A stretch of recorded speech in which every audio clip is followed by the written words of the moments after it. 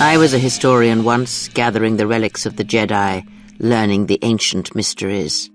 Always there were more questions. Revan had a mother and father, parents, ancestors, like all Jedi do.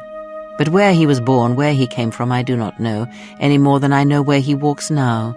Some said that Revan was born in the outer regions, beyond the Rim, and that's what called to him during the Mandalorian Wars.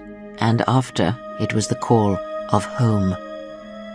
And when he awakened to his potential, I was there to see it. At one time, Revan was my Padawan, in times past, long ago. But Revan, when he had learned all he could, had other masters, that fool Jar and other Jedi on other planets. He learned from each. But in the end, he turned back to me. Revan was power. It was like staring into the heart of the Force. Even then you could see the Jedi he would slay etched on his soul.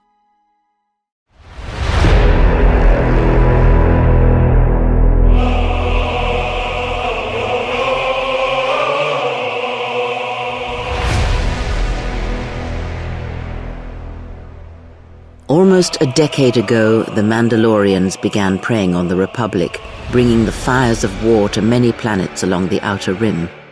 Their predations continued, winning victory after victory, until the Republic finally begged the Jedi Council for aid. The Jedi Council counseled caution and patience to assess the Mandalorian threat as the Outer Rim burned. 2 Jedi Knights, Revan and Malak, defied the Jedi Council.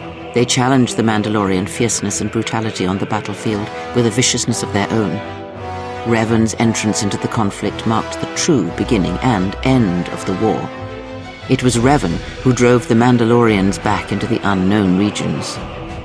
The war's end was merely another beginning, and what seemed a victory for the Republic was far from it. Many believed the Mandalorians defeated Malachor V, but the Mandalorians taught the Jedi much through battle, and so it was that Malak, Revan, and the Jedi that followed them discovered their true natures in the Mandalorian crusade.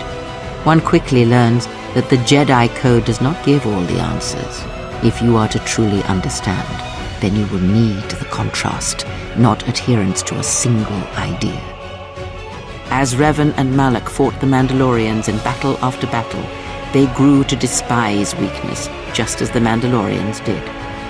In the end, the Mandalorians had taught them through conflict, shaped the Jedi, and turned them into a weapon against the Republic.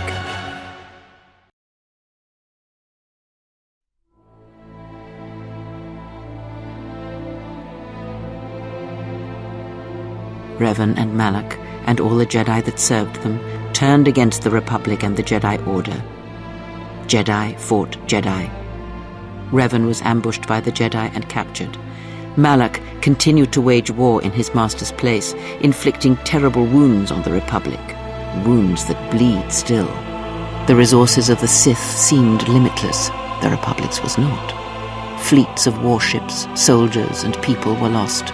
Entire planets were decimated, their inhabitants dead or refugees. It is a great burden for any civilization to bear. As all Sith do without a strong enemy, the Sith turned on each other.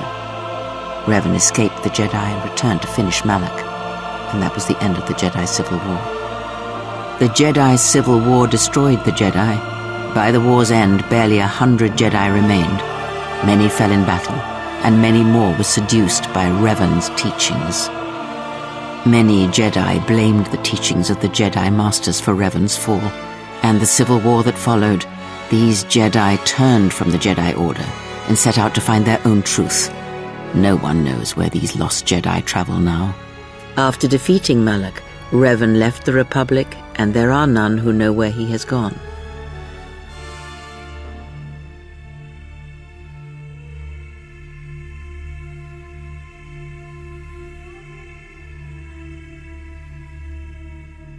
It is sometimes difficult to find the truth in the Jedi Civil War. Was it the Republic that defeated Malak, or was it Revan? If it was Revan, then the Republic was never truly tested. A culture's teachings, and most importantly the nature of its people, achieve definition in conflict. They find themselves or find themselves lacking. Too long did the Republic remain unchallenged. It is a stagnant beast that labors for breath and has for centuries. The Jedi Civil War left wounds that have yet to heal. We shall see if the Republic has the strength to survive. You see, the war, the true war, has never been one waged by droids or warships or soldiers. They are but crude matter, obstacles against which we test ourselves. The true war is waged in the hearts of all living things, against our own natures, light or dark. That is what shapes and binds this galaxy, not these creations of man. Did Revan fail? Or was it the failure of the Jedi teachings? Revan's choices were always his own. It was not teaching or circumstance or example, it was him. And there is something that the Council may never understand. That perhaps Revan never fell. The difference between a fall and a sacrifice is sometimes difficult, but I feel that Revan understood that difference more than anyone knew. The galaxy would have fallen if Revan had not gone to war. Perhaps he became the Dark Lord out of necessity to prevent a greater evil. I do not believe the Jedi Council changed Revan as they claimed. They merely stripped away the surface and allowed the true self to emerge again, someone who was willing to wage war to save others. But that is my belief, since I knew Revan from long ago, as a master knows their apprentice.